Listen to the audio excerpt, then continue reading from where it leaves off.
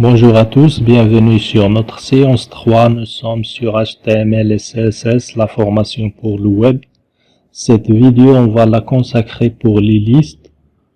Donc, on va voir comment ça fonctionne sur un document HTML. Généralement, on a deux types de listes qui seront assez utiles, notamment dans la construction des menus de navigation sur un site web. Donc, on va commencer par le premier type, c'est les listes non ordonnées. Donc, généralement, ces listes commencent avec des balises UL. Et à l'intérieur de ces balises, on met nos éléments dans des balises LI. Donc, rappelez-vous, des balises UL pour déclarer qu'on va lancer une liste. Et les éléments de les listes, on les met à l'intérieur des balises LI.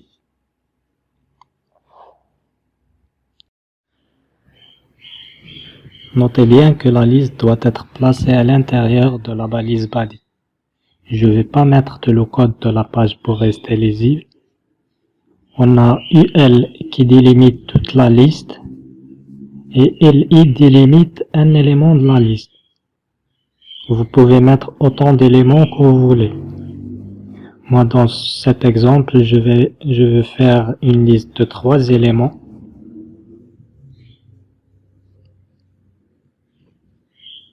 Et à l'intérieur du premier élément, je reviens pour mettre une sous-liste de 3 éléments aussi.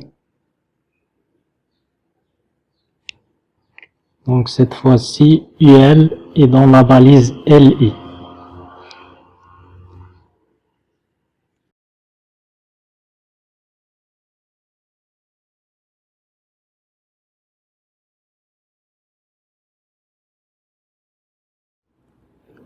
Un sous-élément 1, sous-élément 2 et un sous-élément 3.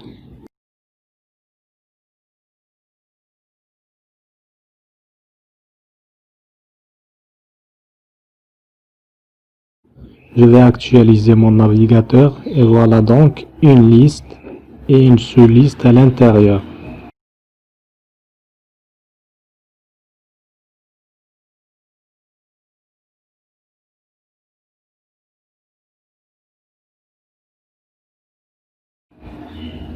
Vous savez maintenant créer une liste à puces, pas si dur une fois qu'on a compris comment imbriquer les balises.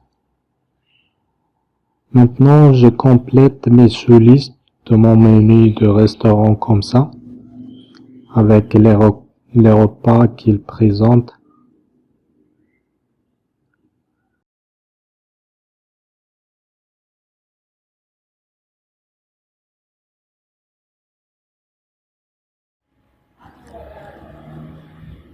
Donc, je vais organiser mon contenu ou bien mon code.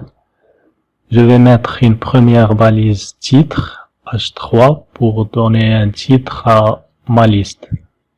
Donc, je vais mettre dedans un menu restaurant, par exemple. Je vais mettre ou bien renommer les 3 éléments de ma première liste. Je vais lui donner des noms. Par exemple, entrée et plat et dessert.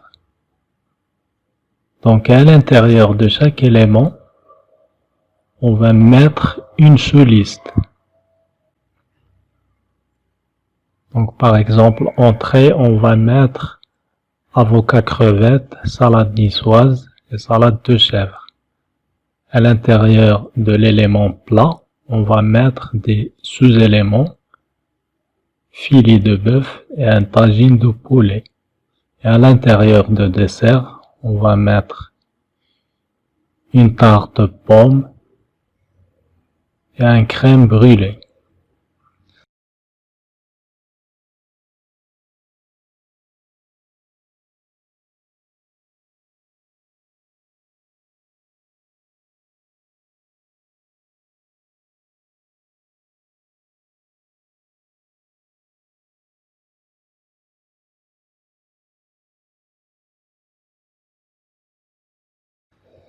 Ça, c'est juste à titre d'exemple.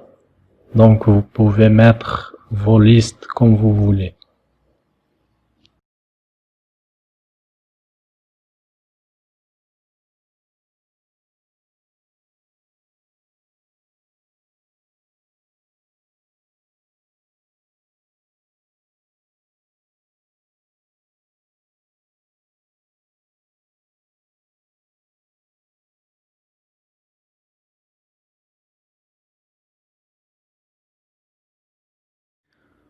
Voilà le menu de restaurant avec une liste à puces et des sous-listes.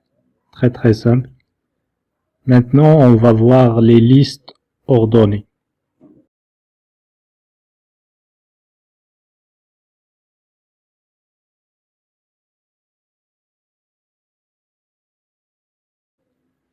Donc pour cela, on met une balise OL. Donc au lieu de mettre UL, on met OL. Il fonctionne de la même façon. Donc à l'intérieur de la liste, on ne change rien. On utilise toujours les balises LI pour délimiter les éléments.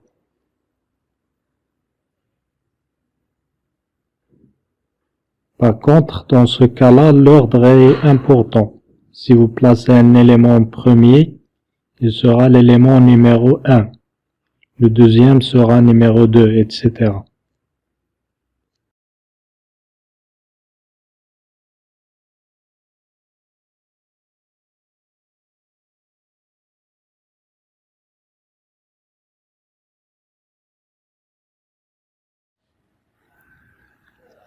Rappelons les attributs d'une balise.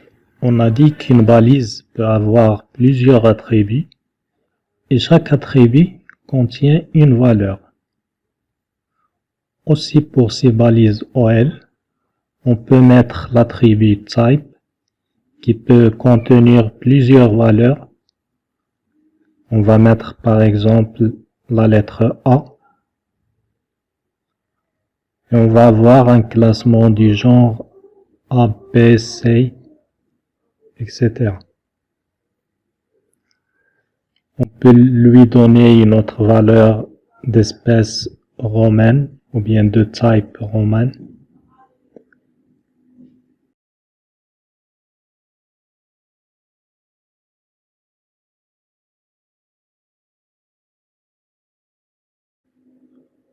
On peut lui donner aussi des lettres en minuscules.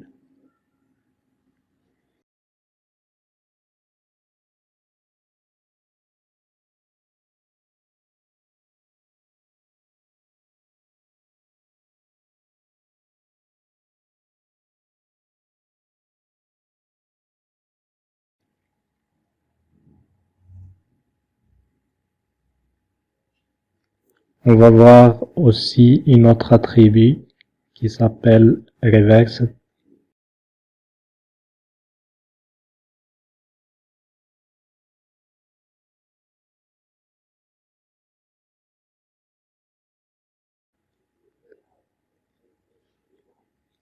Donc, il ne renverse pas les éléments eux-mêmes, mais juste l'ordre.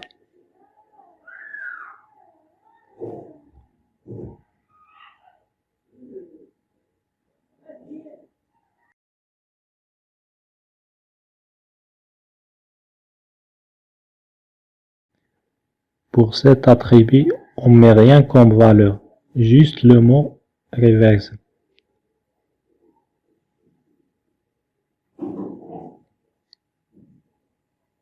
Et pour finir, on va utiliser une autre attribut. Il s'appelle stars.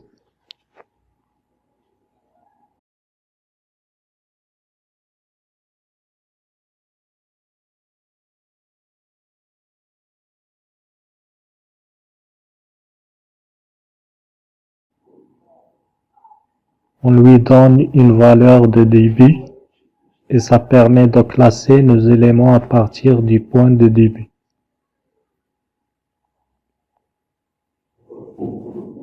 Vous mettez par exemple 10, ça va commencer de 10, 11, 12. On est arrivé à la fin de cette vidéo. J'espère que vous avez maîtrisé tout ce que nous avons vu sur les listes. Un petit rappel, donc deux types de listes. Les listes à puces avec les balises UL et les listes ordonnées avec les balises OL. Concernant les attributs, on a vu l'attribut type et l'attribut reversed et l'attribut stacks. Donc n'hésitez pas à faire vos propres listes et d'exercer tout ça. Je donne rendez-vous à la prochaine vidéo avec une leçon sur les tableaux. Je vous remercie de votre attention et à bientôt.